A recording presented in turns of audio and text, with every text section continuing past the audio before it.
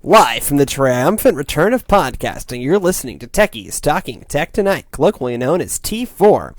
It is Wednesday, July 16th, 2014. I'm your host, Trey Comstock, and with me this week is Executive Editor Jimmy Principe. Hello. We're not sure when Stephen will be back with us, but hopefully it'll be someday, very soon.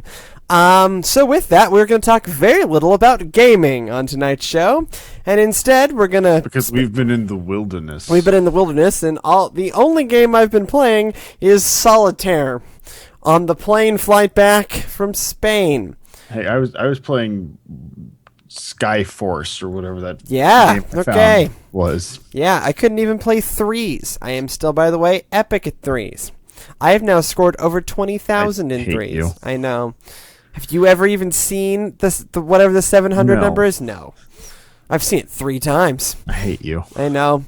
So, Jimmy, what's new with you? My hate runs deep for you. That's not new. Well, as we were... So, this is probably going to be a mostly Spain-themed show. So, for those of you who are still listening to the show for reasons I don't even understand, we've been dark for the past month for a reason. A, because Jimmy sucks at his job. Hey, go find yourself. And B, because we've been in Spain.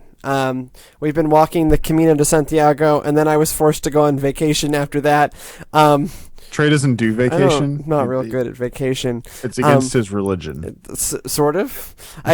Deep Protestant roots. The Protestant work ethic, all of those things. Also, I'm insane. So we've been in Spain walking and basically in a straight line west. For me for 3 weeks, Jimmy for 2 weeks. It was very straight. There's lots of up and down. Well, yes, but that still is a straight line. We learned important things though, like the rain in Spain does not actually fall mostly in the plain. In fact, it falls mostly in the freaking mountains. Galicia. Yep. Galicia, which has excellent water, by the way, mineral water. Yeah, it starts with a C. The sea water as opposed to the M water. And the M water, which was actually the best. But Mondariz. I remember that one. I have pictures of that one. Mondariz. There's an excellent bottle of water. Yes. Lovely. So anyways. So while in Spain, I got a burner phone, and I got the Moto G, which is Moto G in the United States. And I mean, so Trey, I'm gonna ask you a question. Can you tell the difference between these two phones? I can, only because I had pre-planned this bit, and actually I had it wrong until you flipped over the backs, so no. Yeah, when you look at the back, it's pretty obvious because you have the Batwing Motorola logo and the whatever. I'm holding up the Moto G and the Nexus 5 for reference, by the way. Both phones made by Google. So the Nexus 5 is a single unibody construction. It does not have a removable battery, but it's supposed to have a very good teardown score. Anyways, I did have this phone with me as well. I took a lot of pictures with it. It takes pretty decent pictures. But so the Moto G is really the one that's interesting, and it does have a removable back cover because it's international friendly like that. Me ordering this from the man in the store, the movie star in Leon, was hilarious because he goes back and he goes, I told him, oh, yeah, no, I really want a phone. And he said, okay. And I pointed to the Moto G, and he goes in the back. And I go, do you have the Moto E? He goes, no Moto E, Moto He. So I ended up with the Moto G. It's got a removable battery underneath. It's got a little SIM card slot kind of in there for those on the video version. Decent camera. Ish, sure, for the price. Decent camera-ish for the price. I mean, it was €150, so $180, $180, yeah. Like it is worth that. It is off contract. Off right? contract, unlocked. I still have the Spanish SIM in here. It's not really going to do me much good. I burned mine. It's the point of a burner phone. You take out the SIM and you break it in half and you drop it in the airport floor.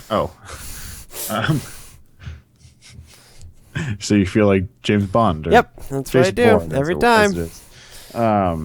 So I, had a lot of experience with that. Took decent pictures. Sometimes I did have the problem one time where the camera, for whatever reason, decided not to want to take a picture correctly. Like it was blurry. It was the image processing was horrible on just one specific I kept taking the same picture and just could not figure it out. Pulled out the Nexus 5, it took it fine, but I did partially use this as a sacrificial phone whenever it was raining to take pictures. Rained a fair amount. It did rain a fair amount. And it was able to connect to Google services. And yeah, once I got it, so I had to go turn off two-factor authentication because the phone with it was the two-factor is here and it didn't have cell reception, so I couldn't get the text message. And Google doesn't have an email option? So Google actually they have 10 codes for when you're disconnected. So theoretically what I could have done is use one of those codes and just gone in order to activate things as I needed to, but it wasn't worth it while I was in Spain. I just turned it off while I was in Spain. I've turned it back on, about a week ago after I got back. So see, I was in a constant battle with Microsoft's two-factor authentication. And what's useful with Microsoft's is it's relatively easily defeatable in that, assuming you're trying to set up services on the phone, you can do two-factor via email. So it just emails an email address that I also had set up on the phone. And so it was just this really easy cycle of, okay, I have access to this email, and boom. Yeah, I mean, if you have access to this phone, you can bypass the two-factor authentication because this is the phone, A. But not only that, even not connected, because I've already set this up as a recognized device, my Google account does not require the two-factor authentication to get into this device. So I can get all the way into there. In fact, that's what I did. I was doing it on my phone. I got all the way into my Google account and deactivated two-factor authentication from this phone to set up the Moto G. Okay. But once I set up the Moto G, it pulled down all of my contacts. I mean, it pulled down all of my apps, everything loaded, all of my settings transferred. I mean, everything.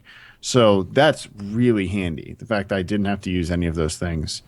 But Trey, you got a new phone while we were in Spain as well, right? So I did. You baffled the man at the store. Yeah. So what I got is I got a Nokia Asha 302. In the U.S., we call this a feature phone. That's not... This is basically what I call an old-school smartphone. It is a BlackBerry-style smartphone. Because those of you on the video... the Lumia... this is the bottom... So that is the top-end Asha phone. Yep, it is. Correct? Correct. So this is the bottom-end Lumia phone. This is the Lumia 520. It's the old bottom end. Old, now the 635 is now the bottom end. No, they still make this phone. They do? Interesting. Yeah, I could have bought this phone in Spain for €50 less than the Moto G. Jeez. So what this is, for these in the video version, you can see this, but it is a smartphone with a very small screen, like an old BlackBerry. It's not a touchscreen. Not a touchscreen. It has this kind of controller, but four-way button here, a center select button, several other buttons, keyboard. It does have a camera in the back, a whole 3.2 megapixel camera. There you go. Removable battery? Removable, yeah. I mean, yeah. The whole thing comes apart, right? The whole thing comes apart. So, removable battery, SIM slots under there. The battery's huge. Pretty epic battery. That's good, though. Pretty epic battery life. What I realized using this phone is that I've been using smartphones now since 2005. Yeah, since 2005. Was when I got my first true smartphone with my Trio 650. The Trio? Is that the Trio 650 that I got basically when I graduated high school in 2005. And what this is this is the perfect phone. This is not a particularly good device. It does have Wi-Fi, it does have Bluetooth, it does have a modicum of an app store, it does have a very basic cell phone browser, not a full HTML browser like became standard with the iPhone. So it's very much in the vein of a BlackBerry Curve or a Trio 650, but it's taking that logic to its fullest extent. The keyboard is wonderful to use. It has amazing call quality. Texting is so easy. And the battery lasts forever, which, by the way, is something that's important. I kept forgetting where the charger was because I didn't need to use it all that often. You're able to customize it in ways to make the UI very fast and easy. It has a dedicated contacts button and a dedicated messaging button because I realize you're using this as a damn phone. Doesn't have a search button. Well, and then what was it? WhatsApp is on there. Well, yeah, it does come pre-installed with WhatsApp. I mean, you can get. I didn't have a data plan for it, but you can get a data plan and use WhatsApp and Facebook, and I bet there's even a Skype app for it somewhere. But that's not what I was using for. I was using it as a phone, and I am in love with this device. I love the way it feels in the hand. I love the keyboard. It's solidly constructed. It's a Nokia in that old, like, what Nokia used to mean. I meant to grab the candy bar phone. Yeah, I have one too. So this is a Nokia in the way that Nokias used to be. And I'm not. I mean, I also use Does this it a have lot. Snake on it? No, but it does have a 3D platforming game. This is ridiculous. 2D platforming game involving a beach ball. Excellent. Yeah, that's great. So tell me about that other phone you used. So, I mean, the other phone that I used is part of what I took. It's the phone I've been using for almost a year now. Is the Lumia 1020. And what I used the Lumia 1020 for, it was kind of my work phone, so that my job back here could contact me on a number that they were used to. Whereas the Asha de Nokia Asha, was my in-country contact phone. So if I could keep in touch with the team, I could call cabs, I could talk to restaurants, I could talk to hotels, these kind of things. So I'm not having to pay international rates, which are just a bear. And just a simple pay-as-you-go plan.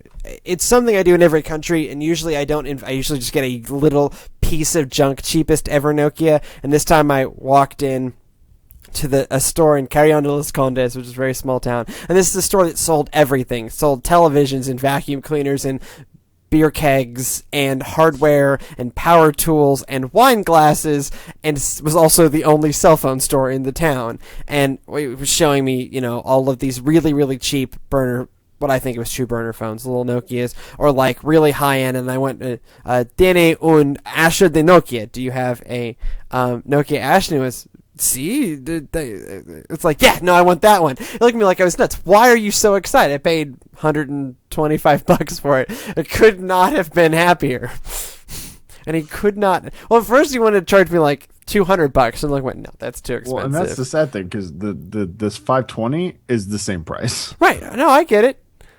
I understand that I could have had a Windows phone because I paid €100. So I get that I could have had an actual Windows phone for that, but I have an actual Windows phone. And it's a beast of a Windows phone. And it's a beast of Windows phone. I love that phone. I really do. The app support just isn't there, but that's the only thing wrong with that ecosystem. And certainly not the hardware.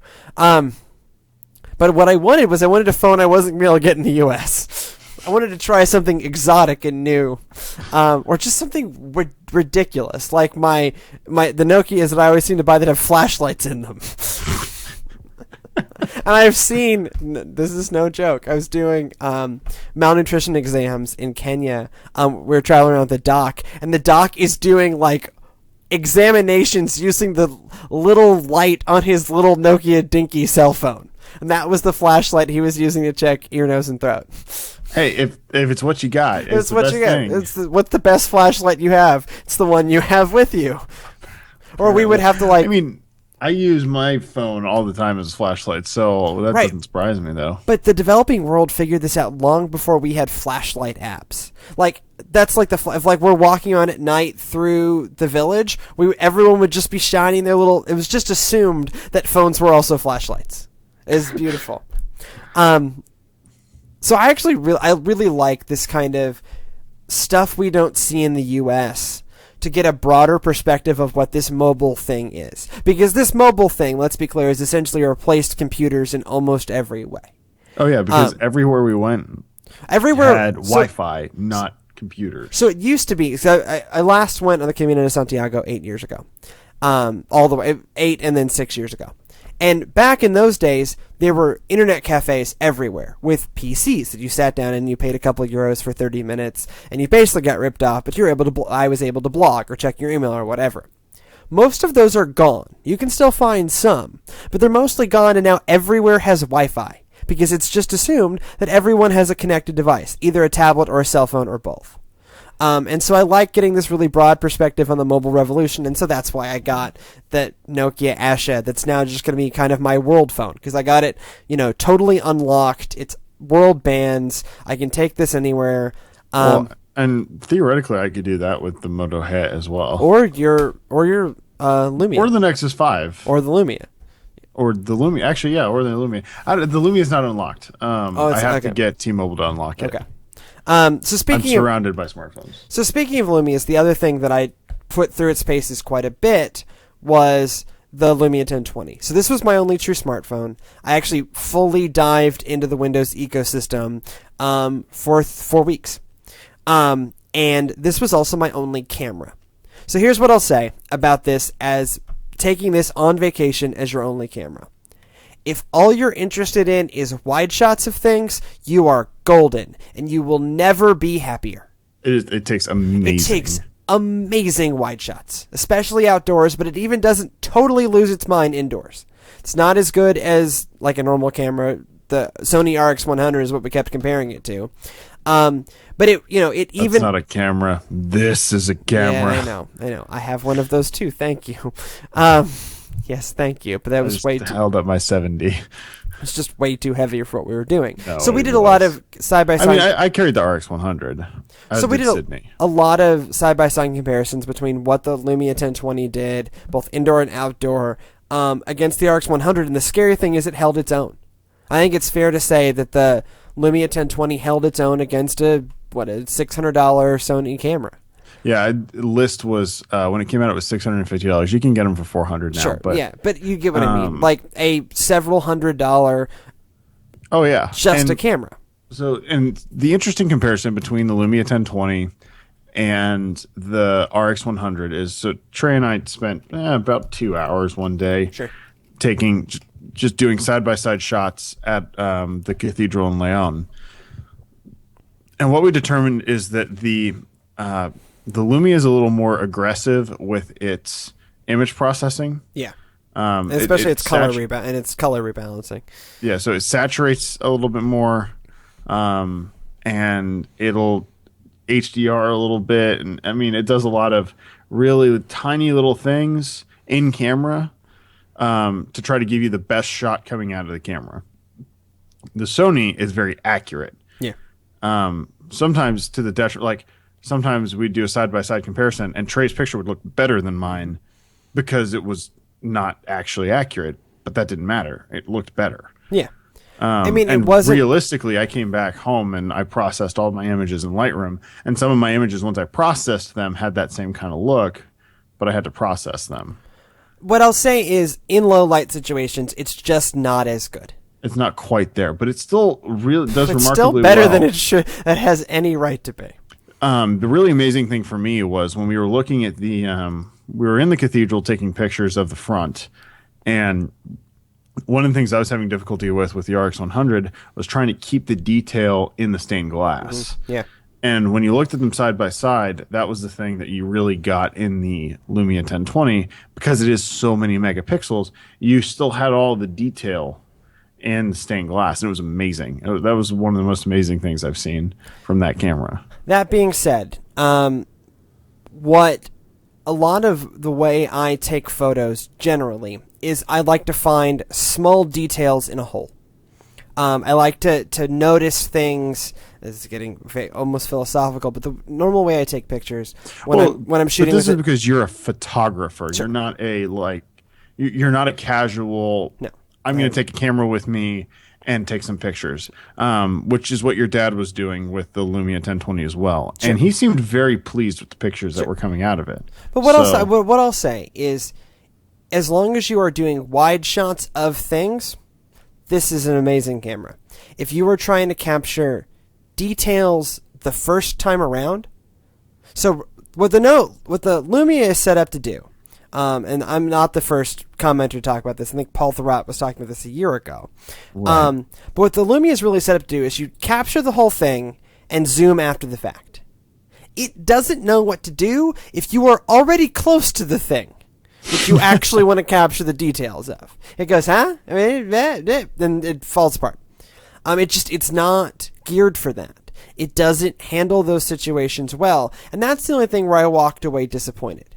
And that's me, the professional photographer, not me, I want to take photos of my vacation. Because normally when I go on vacation, I have been known to then do gallery shows of the pictures I took to help pay off the vacation.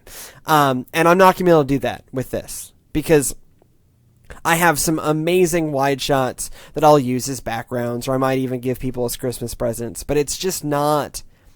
It is... For me as a professional photographer, it is difficult. It ended up being frustrating that it was my only camera. Well, the conversation we had about halfway through the trip was we had gone in a couple cathedrals with it. You'd been very happy with the pictures you'd gotten out of it. And then the RX100 was just like sitting on the table and you picked it up, take a picture or something. And you went, I forgot what it felt like to have a real camera in your hand.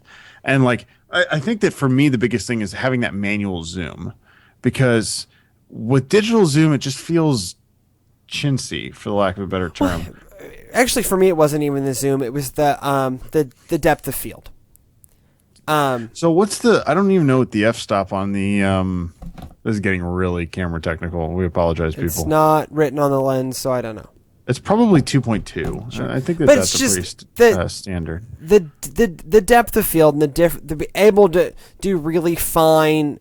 The sharpness I can get out of the focus of a real camera, especially I have fairly steady hands, so I can do pretty decent work in low light without a flash, and get really crisp images. And you're just not going to get that with the Lumia 1020.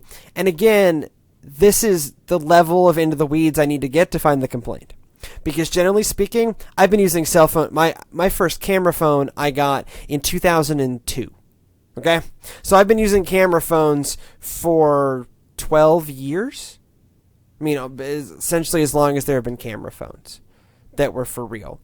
This is the best. This is the best cell phone camera on the market. This is pretty decent as a point and shoot that you would have paid almost I paid $200 on contract. For $200 I could not get a camera that's better than this. Yeah, I mean, so I've got this old, I mean, this at this point is about 5 years old. This little Canon power shot point and shoot, and it adorably has a little viewfinder right there, which doesn't work. It is quite adorable. It is totally worthless and should not be used in any situation. But at the time, this was the best point and shoot camera you could buy. Yeah, I think I bought Sydney one very similar. It is. I mean, it was. I did a lot of research. This was the best point and shoot camera you could buy at the time.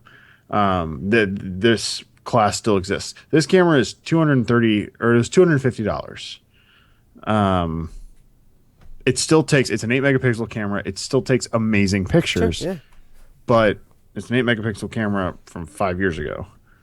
$250 for that same. For less than that, you could get the on Lumia contract 1020. The on contract Lumia 1020. On contract, you can get the Lumia 1020, and you'll be very happy with it. It'll take much better pictures than this. Right, and although I do love this camera still. This is still a great camera. It is set up for a certain type of photography that is not like generally the type of photography that I personally am doing. Right. But that being said, I captured some amazing wide shots that I never would have thought that camera capable of, and I can wholeheartedly recommend that device. And the next, mainline Nokia PureView thing, buy it. Well, and I'm more interested in the 20 megapixel sensor. I think that the image process, so it takes great pictures as far as like a sensor, but I think that the image processing in that camera is for real. Well, and that's what I'm more interested in. In reality, I don't think I really use the 41 megapixel because I'm not doing a lot of zooming after the fact. I think the 20 megapixel that's in the Icon and in the 1520. I think the Icon is the Lumia, is the Windows Phone to have. I think sure, at this point, potentially even the phone to have. As long as you're on, here's the problem: you have to be on Verizon if you want it on contract. Right. Luckily, it does support all bands. Right. I mean, you can buy it as a world phone and pay $600. They sell it internationally, not as the Icon. They sell it as something else. The 930. No, it's a different. It's not a number. It's It has a silly name. Oh, what is it? Scuderia. I don't know. I can't. I could have bought one at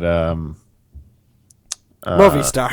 stuff instead of a. I looked at it, I thought about it, but I was like, how much money am I going to spend on this cell phone? Right, That's dumb. right. I should. I almost bought a Galaxy S5 on that same theory. It's like, let's get something I'll never buy in the United States. Galaxy S5, but I was not going to pay 700 euros because I would have had to buy it unlocked because I can't get a contract in Spain.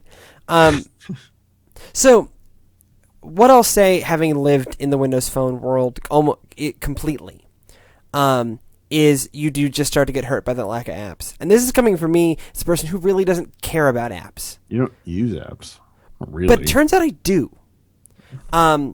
It just happens to be that the apps you don't use apps until you use apps? I don't use apps the way a lot of people are like, oh, I have to have my apps. But like, so I couldn't order Uber to take us home from the airport because Uber's not on Windows You don't have Phone. an Uber app. Because I don't have an Uber app. I couldn't do Weight Watchers when we got off the trail because there isn't a Weight Watchers app. I couldn't do a decent experience on my Pogo Plug, which is a cloud host your own cloud server thing that I use, because that's not on Windows Phone. Like, there's all of these apps. But Pogo Plug has been on iPhone and Android for years. At this point. There's all those kind of things. Yeah, there's an Audible app, and I use that a ton. I started using Xbox Music, and I'm actually going to start using that on iPhone. Like, there's a lot of the stuff made by Microsoft and the apps that do exist for it are really good. The Facebook app is now totally functional, which did not used to be the case. It's actually, by the way, that app developed by Microsoft. Well, I remember that one that Microsoft said, we'll make the app for you. And they did, and it works. Everything that exists in that ecosystem works.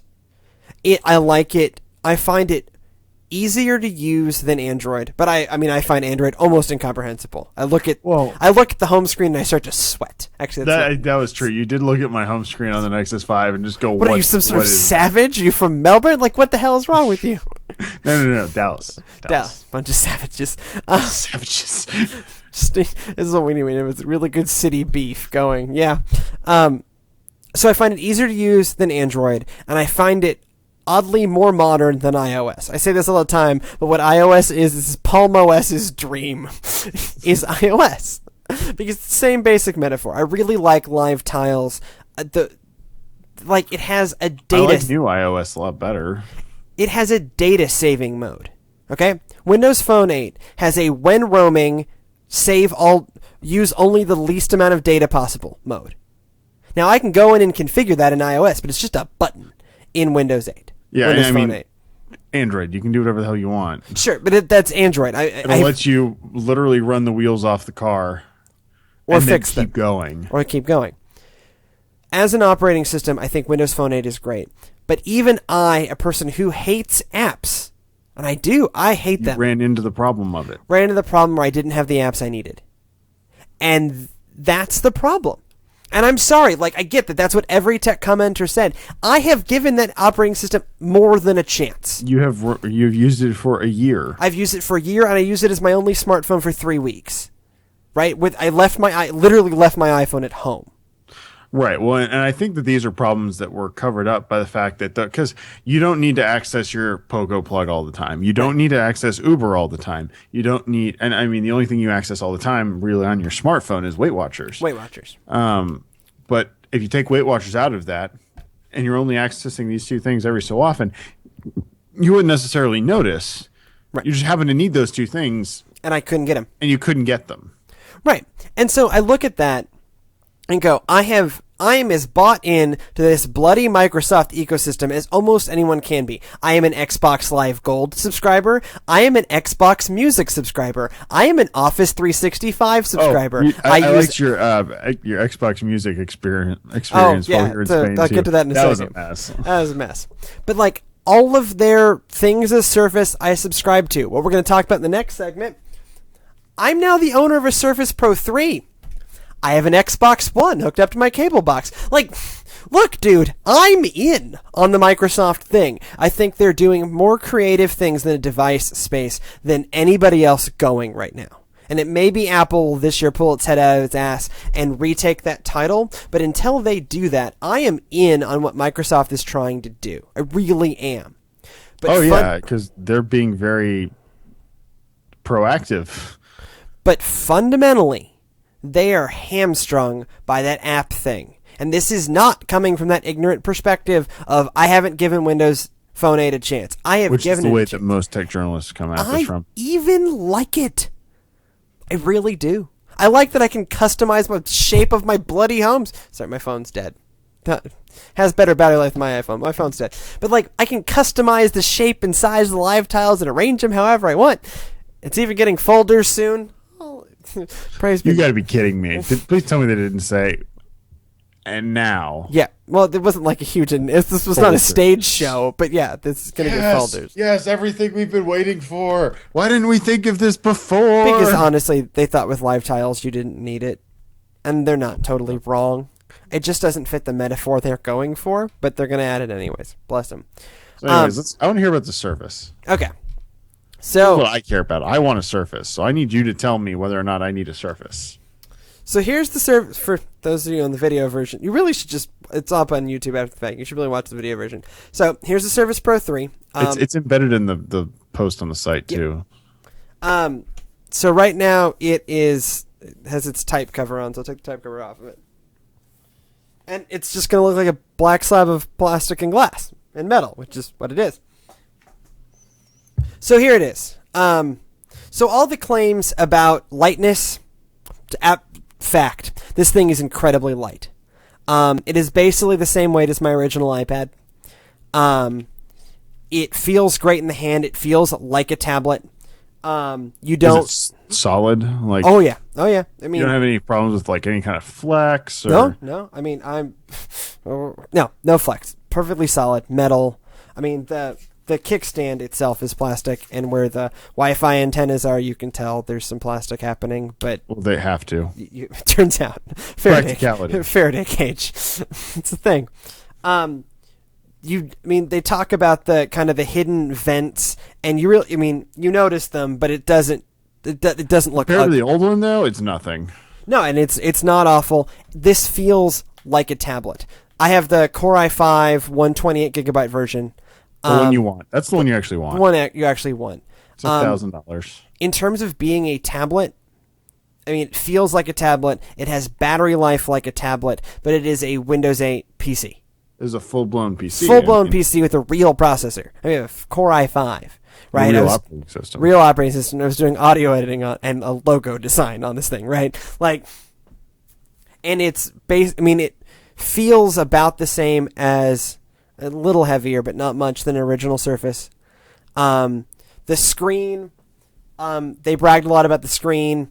Deserved. That screen is beautiful. Battery life is great. I used the thing basically for an entire international flight, which is actually my standard for battery life. If it can get me through a whole international flight without me having to plug it in, because generally I can't get a plug, that's actually exactly what I want. So that's that kind of 8 hours. And I'm getting it.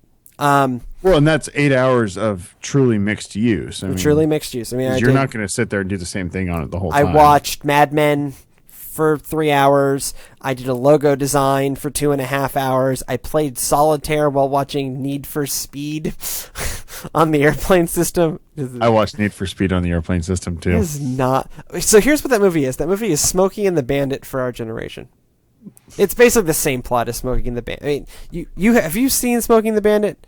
How are we friends? Watch Smokey and the Bandit. Honest to God, Need for Speed will make so much more sense if you watch Smokey and the Bandit. Because it is basically dude and chick in car running from things. Okay, this is the whole trope. Okay. That whole trope is Burt Reynolds and Sally Field in the original Smokey and the Bandit. It's actually a really worthwhile film. I love it. And it's a great song. Eastbound downloading and trucking. We're going to do what they say can't be done. We got a long way to go and a short time to get there. Here we are riding the Bandit run. They're thirsty in Atlanta, and there's beer in Texarkana. It's a great movie. Where was I? Surface Pro 3, right. Texarkana, apparently. Outer space. So it weighs like a tablet, it has battery life like a tablet, and for real, it has power like a Windows PC. So right in there, even before we've got to my favorite feature, I'm sold. Okay? Now there's the pen. Where is it?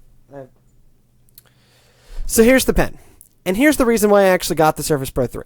Was because I have, as I've talked about... That's the reason to get a Surface Pro 3 instead of another... Windows Ultrabook. Yes. Yes. So you can't really tell right now because I've gotten rid of a lot of them, but my office is usually littered with legal pads. All of my work is done on just a stack of legal pads that I end up living in a sea of yellow paper. My whole goal with the Surface Pro 3 is to start to eliminate the yellow paper and have it all sync to OneDrive. You know that you can make the paper in OneNote yellow, right? Yeah, I know. I'm going to do that so that I feel slightly more at home. What is this white paper garbage? And my concern when I went hands-on with it in the Microsoft store and really annoyed the Microsoft employee was it was going to be too slow.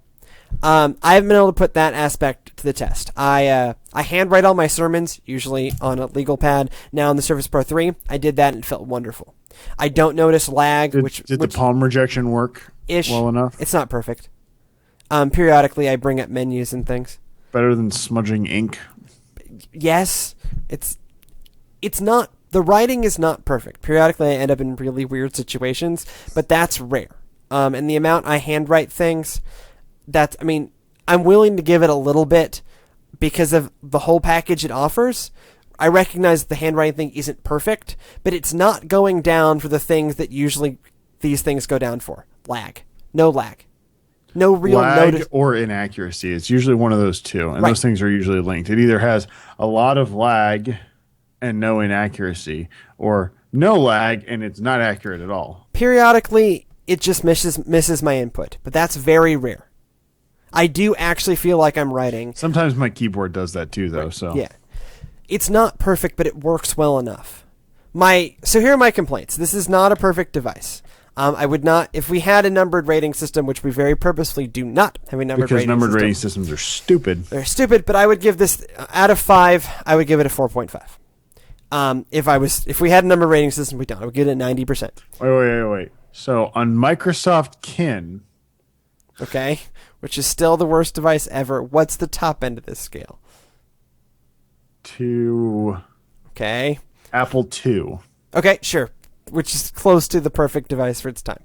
I'll give you that. It ranks a solid iPhone 4. Not quite a 4S, but... Not quite the 4S, which fixed the problems of the 4. For instance, it had Gorilla Glass on the back. And was not powered by a Dorito. Okay. I love the iPhone 4. But it is one of, the best looking phones, the most beautifully designed phones I think there has ever been. Of the generation, surely. Surely, and I would start to argue of all time. Well, it's the phone that has driven a lot of basically the design aesthetic we're living with to this day. Well, it's even on the Surface. Right. Yes, very much so. I mean, it is the same kind of design language of metal and glass. So I would give this thing on a scale of kin to Apple IIe, I would give this a solid iPhone 4. Not perfect, but pretty damn good. So here's my one complaint is they still haven't fixed this aspect ratio thing. Except when you're handwriting on this thing, tipping it into portrait mode is almost laughable. I keep trying to use Flipboard in portrait mode because that's what I do on my iPad Mini with Retina. Is I do Flipboard in portrait mode, right? That's instrumental to how I read Flipboard. Pfft, looks awful. Kindle books look ridiculous. Unless you are handwriting something on it, using it as a legal pad, you just have to use it in landscape, which I don't prefer. I would prefer bring in the iPad aspect ratio. I think that's the right aspect ratio for tablets, and I think tablets that stray away from that are doing something wrong. At this size, though, it's definitely a compromise because in general you want a 1080p. But this is beyond 1080p. No. But in sense of, you want a 16 by 9. Right, but this is 3.2. For in a laptop in general you have a 16 by 9 or 16 by 10. Right. Which I prefer 16 by 10. Actually, I'm So surrounded by by 16 by 10 monitors. So by going 3.2, they're able to get a little bit, taller and skinnier without totally and completely making it look ridiculous when you watch a 16 by 9 movie or a 22 by whatever they're doing these days. 4K is... No. Like, there's a bunch of movies that are in the, like, they're even shorter and wider. Remember the Toshiba? Yeah, that's 21 22 by something. It's 21.9 something. Yeah, it might be 21.9. It's the ridiculous, the ultra. Yeah, the crazy. and then that like Toshiba Kira book or whatever came out that was that resolution, and the thing looked preposterous as a laptop. You're like, what are you people even doing? I saw one of those monitors in Corte Inglés when we were in Spain. See, you should have bought one. It was €900 and would not have fit in my suitcase. And I have a pretty big suitcase. So I just wish it was 4.3 because what I'm primarily using it for is like note taking and annotation of documents and that kind of stuff. And that's just still better in a 4.3. So it may not totally replace my iPad mini with Retina display, which is just I have not managed to consolidate. I don't think it will. For Flipboard, it certainly won't. Because basically what you've decided is, but your iPad mini with Retina display does not, you're not going to carry that and a Kindle. You're going to carry one or the other. No, I mean, I'm not going to carry either. I'm just going to carry this. But my iPad mini, I have now reached the terrible point in my life where I literally have a couch device. This is a mark of shame. I have been mocking couch devices since Steve Jobs suggested it as a category. I now have an iPad as a couch device. I have yoga as a couch device. It's okay. Yeah, this is kind of shameful. My couch device is significantly more expensive and less useful as a couch device than yours. I mean, and I have a couch device I like a lot. But in terms of the thing that I carry with me, it is for the past week. It has been only the Surface Pro 3, and I've never been happier. Right. You just have to use it in landscape for Kindle books and for all the time, except when you're using it as a notepad, and that's really not the end of the world. So that's one as of long my. As it works in a notepad and doesn't look ridiculous, like that's the thing. Because I don't want to write on a landscape. No, for writing, it's wonderful. As in in portrait, which is really the point, right? They're not lying about that. The OneNote integration is fantastic. I like Windows 8 makes sense, sort of, not quite, and that's my other complaint. So have you tried the PDF markup thing? Can you do that? Yeah, you can. Does it work well? Yeah, it works. I mean, Sweet. I'm using documents, not designs, so it's perfect for me marking up documents. I did mark up designs with a Sharpie, so I did that in a meeting just yesterday. I was sitting there, let me pull up my notes, and I pulled up the document with my annotations, and it was great. And I'd done the annotations in portrait with my pen. Oh, it's great. That works wonderfully. Okay. It's a little kludgy to load the document in. I haven't found a way to do it that isn't... So, wait. Okay, so you're loading them into OneNote. I'm loading them into OneNote. Oh, okay, yeah, that's less than perfect. Oh, and that's where you get to it. So, Windows 8 still doesn't work. Right. And I've been using Windows 8 since it came out. Okay, this is not like, I don't know how to use it. Like, again, I don't make these review statements unless I've actually given the thing a chance. I have given it a chance. I really have. I really have, and it's just not there. So I can't figure out how to launch the Metro version of IE. I can only launch the desktop IE, which doesn't work when it's a tablet. You have to. No, I'm sure. All you have to do is screw you. It's under. Oh, hang on. I know this. Think hard, dig deep, and tell me later. Okay, so no, on my yoga, in all seriousness, I think that I have two separate links. One is the desktop version. One is the Metro version. Right. So there's that. And there's still the, where's the settings? Let's find the settings. Where's the settings problem? It's still broken. I have 3 versions of OneNote. No joke. There are 3 versions of OneNote on this thing. Okay. You have the tablet version. So there's the version of OneNote that launches when I click the pen when it's locked. which only gives me just a blank, unchangeable, well, I can write on it, but just a blank page that then loads into the Metro version, the full Metro version of OneNote.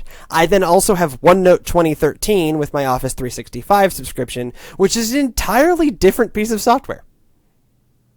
Now, they communicate to each other. The Metro version and the desktop version are different. They're different, and they don't talk to each other. Dumb. They only talk to each other via OneDrive.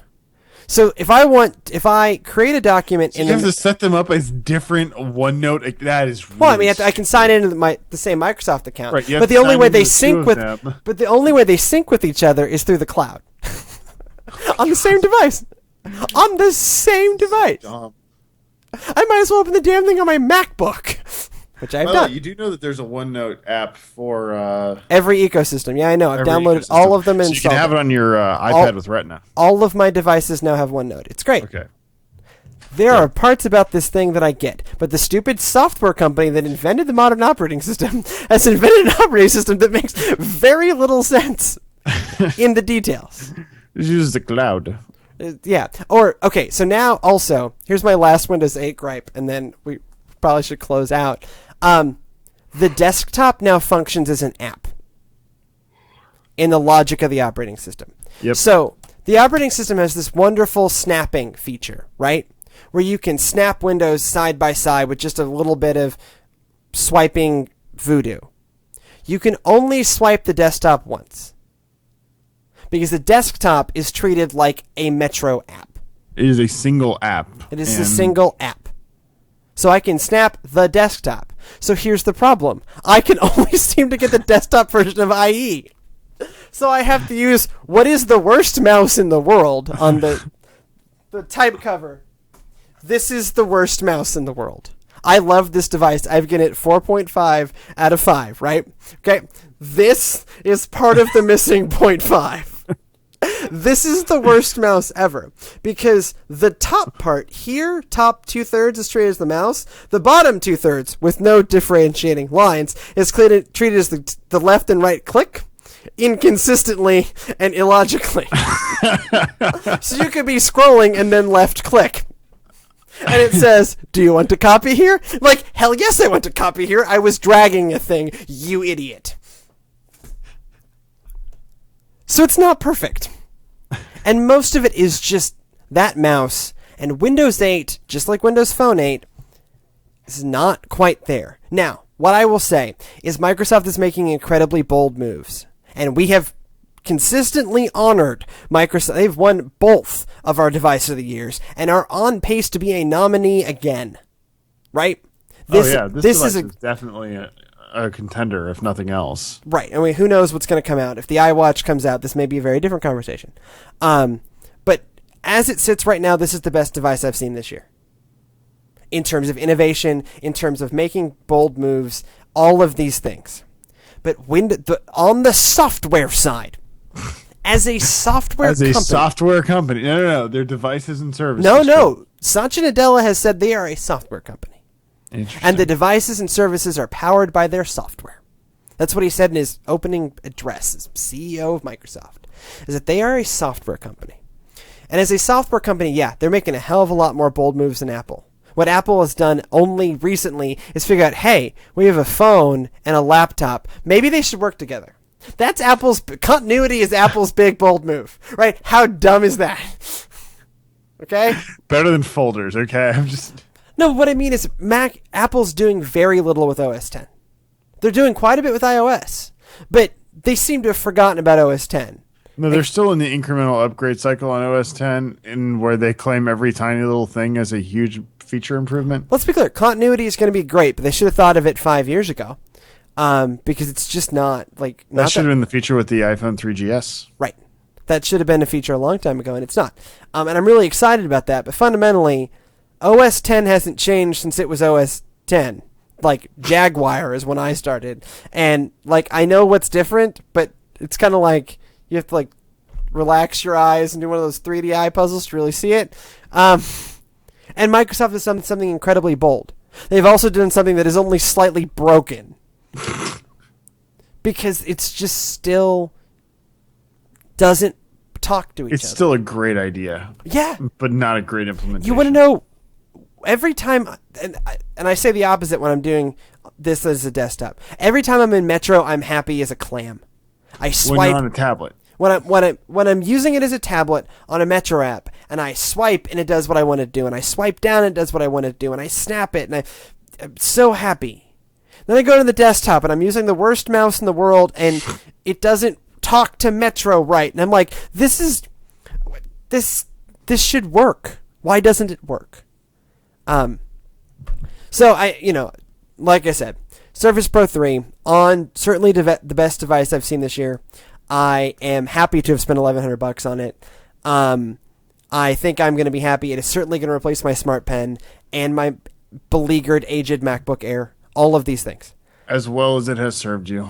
As well as it has served me. And I bought it used. I mean, this is exactly. 4-year-old device. Time. This is like a Gen 1 11-inch MacBook Air that I have been using. That poor MacBook Air. I bought it when it was a year old, and I've used it. Like, I've used the crap out of it, and it's great. And the battery life is gone, and the keyboard creaks, and it was time to replace it. And I replaced it with a heck of a device. That means I no longer have to use LiveScribe's crappy software.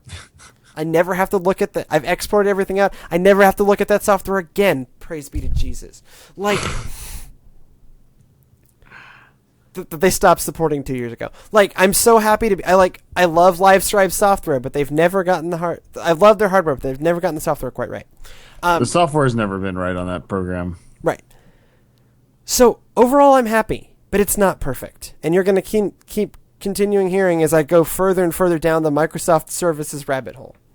But with that, we should probably get out of here. We've run way long for this show. We'll be back, oddly enough, tomorrow with TLCP. Podcasting is back. If you have any feedback for us, podcast at textlesscall.com, facebook.com/textlesscall, pinterest.com/textlesscall, or at textlesscall on the Twitters. Good night. Night.